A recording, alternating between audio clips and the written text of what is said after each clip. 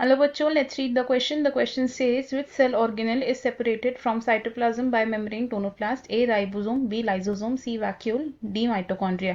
तो क्वेश्चन में हमसे बोला है कि ऐसा कौन सा सेल ऑर्गेनेल है जिसे साइटोप्लाज्म से सेपरेट किया जाता है बाय द मेम्ब्रेन टोनोप्लास्ट। हमारे पास 4 ऑप्शंस है, हमें इन 4 ऑप्शंस में से करेक्ट ऑप्शन को चूज करना है। तो सबसे पहले क्या करेंगे, हम इस क्वेश्चन में की कॉन्सेप्ट को समझेंगे।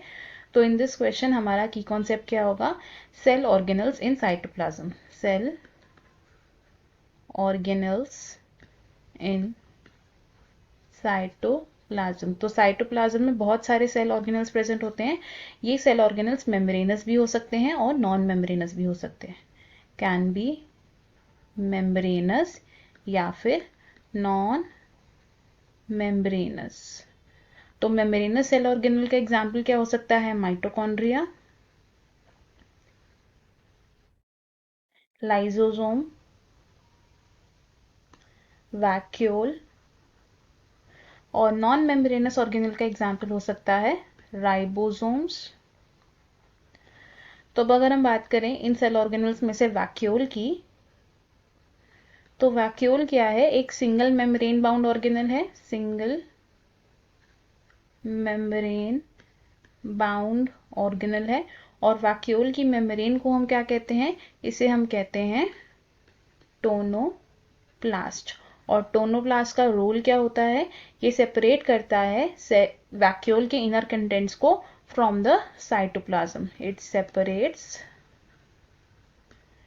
inner contents from cytoplasm।